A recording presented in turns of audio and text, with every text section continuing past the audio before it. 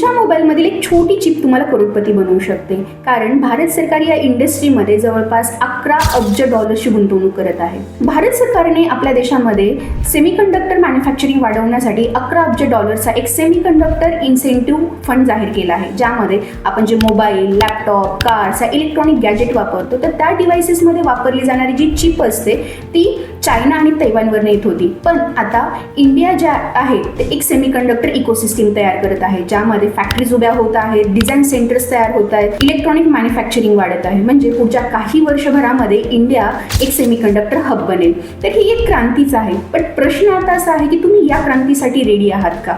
कारण यासाठी तुम्हाला डिझाईन टूल्सचं नॉलेज असायला हवं, सेमीकंडक्टर टूलची समज असायला हवी, ऑटोमेटिव्ह एम्बेडेड सिस्टीमचं नॉलेज असायला हवं आणि सॉफ्टवेअर आणि हार्डवेअरचं इंटिग्रेशन कसं करतात हे माहिती असायला पाहिजे. जर तुमच्याकडे हे नॉलेज नसेल तर कदाचित या अब्जावधी करोडच्या प्रोजेक्ट्सवरती तुम्ही काम करण्यासाठी कॅपेबलच नाही आहेत. सो विशेषतः इलेक्ट्रॉनिक्स अँड कम्युनिकेशन इंजिनिअरिंगच्या स्टुडंटसाठी ही लाईफ चेंजिंग अपॉर्च्युनिटी असणार आहे. आजपासूनच तुम्ही VLSI design, embedded system, hardware programming, semiconductor टूल्सचं डिझाईन, तर हे जर तुम्ही शिकलात तर कदाचित तुम्ही या इंडस्ट्रीचे प्रोफेशनल स्टार्स बनू शकता. सो ABC ट्रेनिंगमध्ये तुम्हाला इलेक्ट्रॉनिक्स आणि ऑटोमेशन फील्डमध्ये हाय प्रोफेशनल बनायचं असेल तर तुम्हाला electrical AutoCAD, embedded system, automotive embedded system, PCB designing या सॉफ्टवेअरवरती प्रोफेशनल बनवून तुम्हाला या प्रोजेक्ट्सवरती काम करण्यासाठी आपण रेडी करू शकतो.